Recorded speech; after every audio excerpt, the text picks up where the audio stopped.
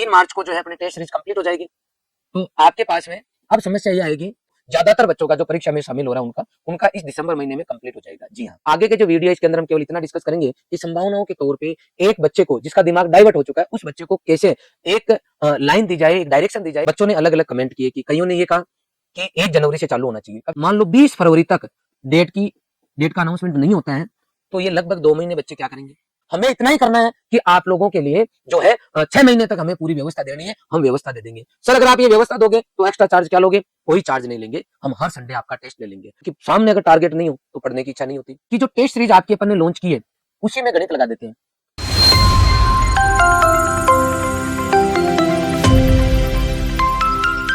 सभी को नमस्कार। जैसा कि आप सभी जानते हैं, एग्रीकल्चर सुपरवाइजर के बच्चों के लिए सबसे बड़ी वैकेंसी जो सामने है वो है एग्रीकल्चर सुपरवाइजर की।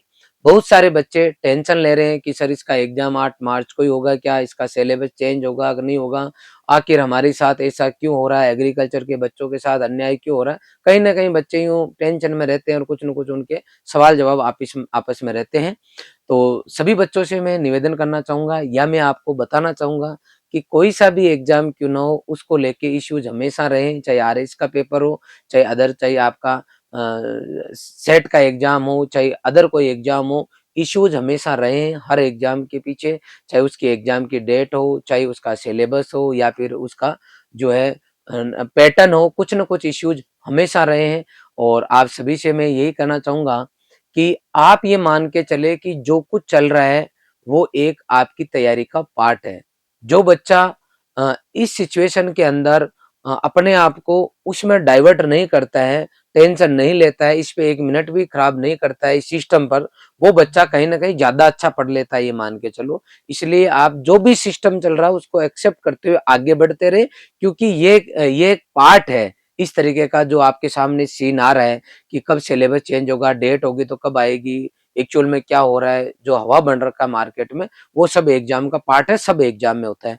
आज हम मुद्दे की बात करेंगे कि इस एग्जाम की तैयारी को, क्योंकि ये तो क्लियर हो गया कि 8 मार्च को जो है अपना एग्जाम नहीं होने वाला। कब होगा ये किसी को नहीं पता है और कब पता चलेगा ये भी आज मैं आपको नहीं बता सकता। तो आगे के जो वीडियो है इसके अंदर हम केवल इतना डिस्कस करेंगे कि संभावनाओं के तौर पे एक बच्चे को जिसका दिमाग डाइवर्ट हो चुका है उस बच्चे को कैसे एक लाइन दी जाए, एक डायरेक्शन दी जाए जिसके थ्रू वो अपनी तैयारी को जारी रख सके। एग्जाम की डेट भी चाहे कोई सी भी क्यों न हो, उसकी तैयारी पे फर्क नहीं पड़ना चाहिए। तो आइए हम जानते हैं, ये टेस्ट सीरीज है जिसके बारे में आपको पता है, मैंने एक वीडियो पहले से भी बना के डाल दिया।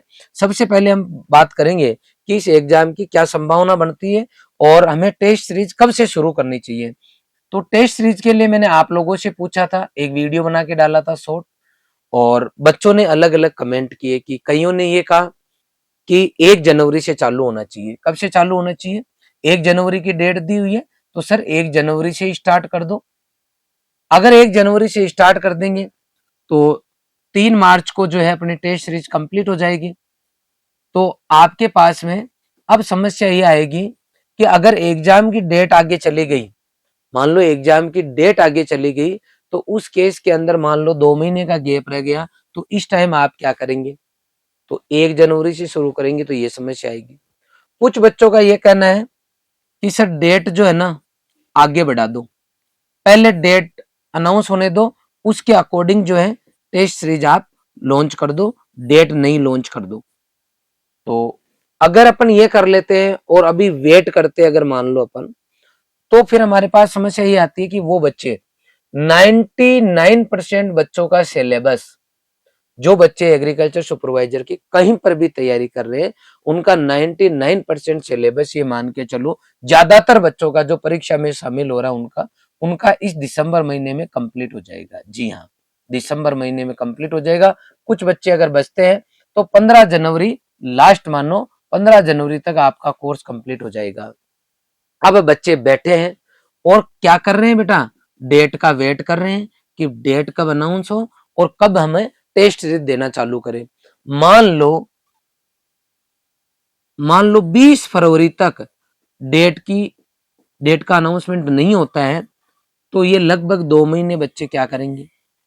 ये चिंता की बात है, क्योंकि सामने अगर टारगेट नहीं हो तो पढ़ने की इच्छा नहीं होती। और ये एक दिमाग में ये चल ही रहा है कि कब आएगी डेट, बढ़ेगी तो कितने दिन बढ़ेगी।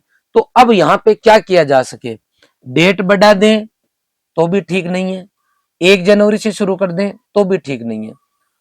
तो एक दो बच्चों का सजेशन भी आया और मेरी भी यही इच्छा हुई कि अपना मेन मुद्दा क्या है। अपना मेन मुद्दा यह है कि बच्चे का पढ़ाई का मन लगे, पढ़ाई के अंदर बच्चे का मन लगे, उसकी इच्छा हो कि मैं पढ़ूं। और बच्चा तब पढ़ेगा जब उसके सामने कोई टारगेट होगा। आपको पता होना चाहिए कि अगर टारगेट किसी के पास नहीं होता है तो आदमी अपनी 100% इफिशियंसी नहीं दे पाता है, यह आपको पता होना चाहिए। तो इसका मतलब यह हुआ कि एग्जाम की डेट आए या नहीं आए, हम ये करते हैं कि जो टेस्ट सीरीज आपकी अपन ने लॉन्च की है उसी में गणित लगा देते हैं। 16 टेस्ट आपके जो हो रहे हैं वो आपके पार्ट वाइज हो रहे हैं और 14 टेस्ट हो रहे हैं वो आपके रेगुलर है, पर डे टेस्ट है 14। अभी जो टेस्ट सीरीज अपन ने लॉन्च किया उसके अकॉर्डिंग 3 मार्च को ये 30 टेस्ट कंप्लीट हो जाएंगे, 3-4 मार्च को।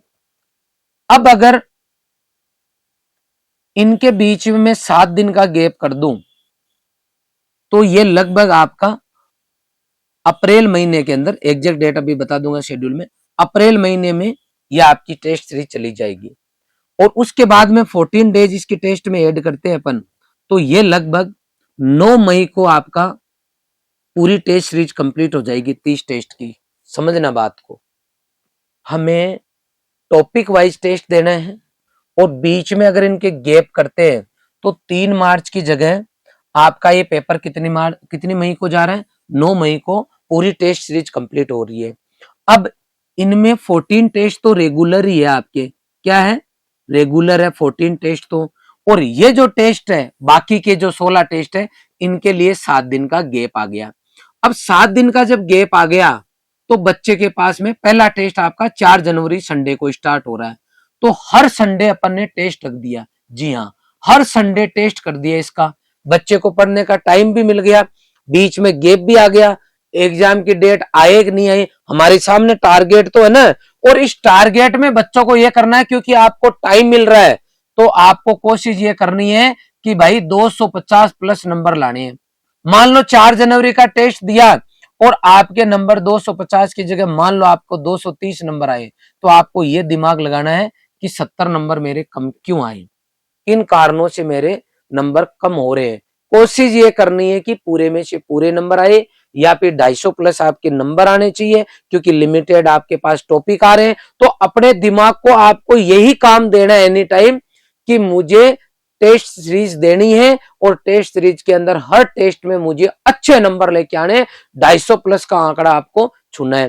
तो आपका दिमाग एग्जाम कब होगा इस पे काम नहीं करेगा, क्योंकि उससे पहले उसके पास आगे का जो है टेस्ट आ जाएगा। तो आपका दिमाग एक डायरेक्शन में काम करेगा और लगातार आप बिजी हो जाओगे, तो कहीं ना कहीं आपको फायदा होगा।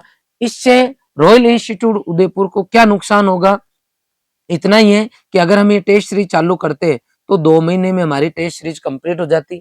हमें मेन पावर, व्यवस्था, क्लासरूम सबका अरेंजमेंट केवल और केवल 2 महीने के लिए करना पड़ता। अब हमें क्या करना पड़ रहा है, 9 मई तक करना पड़ रहा है।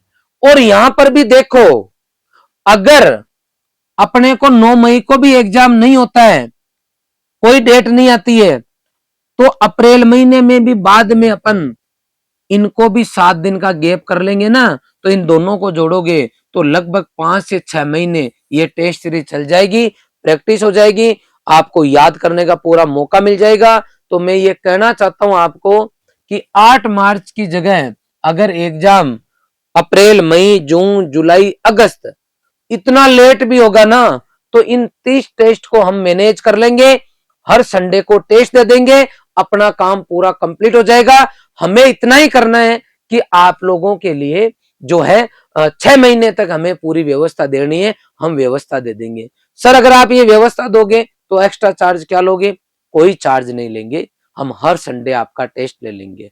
और हो सकता है जनवरी में, फरवरी में डेट भी आ जाए। अगर डेट जल्दी आ गई, मान लो मई से जल्दी आ गई, तो इस गैप को वापस अपन कम कर लेंगे, मतलब टेस्ट पूरे लेंगे अकॉर्डिंग टू सिचुएशन लेंगे। हाल फिलहाल अपन ने ये डिसीजन लिया है कि 7 दिन का गैप देंगे 16 टेस्ट में, और ये रेगुलर। अगर आगे जाएगा तो इनमें वापस 7 दिन का गैप दे देंगे। अगर जल्दी हो गया 9 मई से, तो फिर अपन इसको और जो है पास में ले आएंगे। 9 मई का टेस्ट खत्म हो रहा है, इसका मतलब 15 मई एग्जाम की डेट अपन एक बार मान के चलते हैं। 15 मई तक अपन ऐसा मैनेज करेंगे, आगे जैसी सूचना आएगी उसके अकॉर्डिंग डिसीजन ले लेंगे। ये हमने फाइनल डिसीजन लिया है। इसका मतलब है जनवरी से आपकी टेस्ट सीरीज शुरू होगी, और पहला टेस्ट आपका 4 जनवरी को है। अब टेस्ट सीरीज कई बच्चे हो सकता है जिनको ध्यान में नहीं हो, पता नहीं हो, उनको मैं बताना चाहूंगा कि इस टेस्ट सीरीज के अंदर ऑनलाइन 1000 रुपए की है और ऑफलाइन 3000 रुपए की है।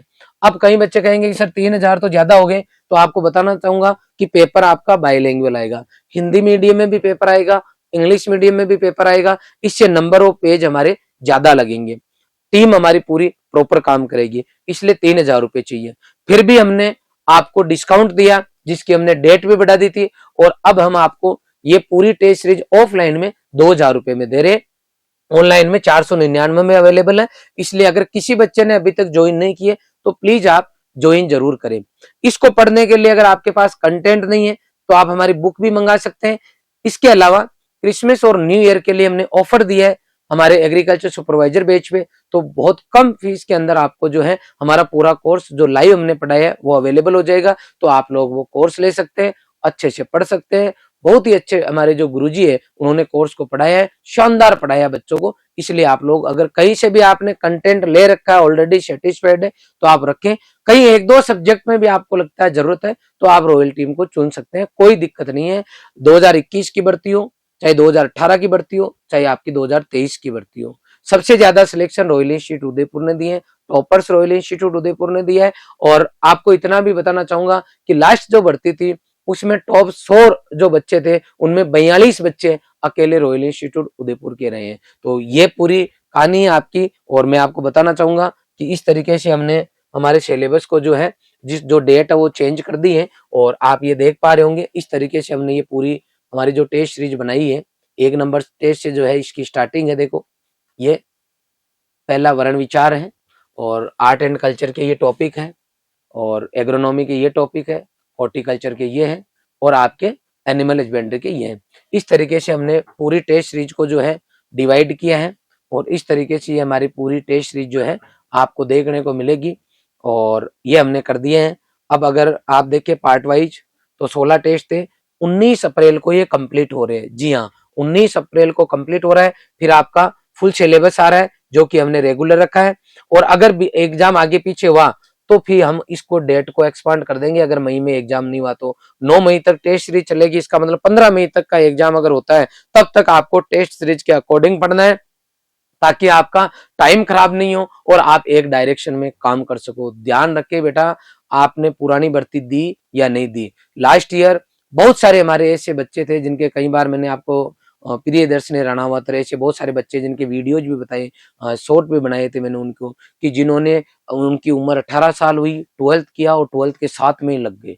ऐसे भी मैंने बहुत सारे बच्चे देखे जो 10-10 साल तक पढ़ाई छोड़ दी थी और फिर वापस तैयारी की, लग गए। ऐसे बच्चे भी देखे जो लास्ट ईयर 2 भर्तियों में कुछ नंबर से मतलब 2 गुना में आ गए थे, लेकिन जो है भर्ती में रह गए थे, वो बच्चे भी लगे। ऐसे भी बच्चे मैंने देखे जो कंटिन्यू जॉब कर रहे थे और जॉब करते करते जो है उन्होंने पेपर निकाल लिया सुपरवाइजर का 430 पोस्ट में भी। तो आप जिस भी सिचुएशन में हो, चाहे किसी भी सिचुएशन क्यों हो, आपको ये ध्यान रखना है कि पर डे आप क्या कर रहे हैं। अपने पर डे का हिसाब किताब रखे। नंबर आएगा नहीं आएगा उसको जाने दो, पहले क्या हो गया पुराने टाइम में उसको छोड़ दो। प्रेजेंट को देखो, अगर प्रेजेंट में आप 10, 12, 15 घंटे निकालते हो अकॉर्डिंग टू सिचुएशन, जो नया बच्चा है वो, और कोई पुराना बच्चा पुरानी पूरी भर्तियां देख रखा है, वो अगर 10-12 घंटे इफेक्टिव 10-12 घंटे स्ट्रेस फ्री और मोबाइल फ्री निकाल लेता है, तो डेफिनेटली आपका जो है लिस्ट में नाम होगा। अक्सर मैं ऑफलाइन के जितने भी बच्चे हैं उनको कंपैरिजन कर करके बताता हूं कि मार्केट में अभी कितना बच्चा है, कितना एक्टिव बच्चा है, और किस बच्चे की क्या संभावना बनती है। तो मैं सभी बच्चों से चाहूंगा जो इस वीडियो को देख रहे हैं कि आप लोग जो है अपनी प्लानिंग करें और उसके अकॉर्डिंग जो है तैयारी करें। डेफिनेटली आपको जो है अपनी मंजिल जरूर मिलेगी। धन्यवाद।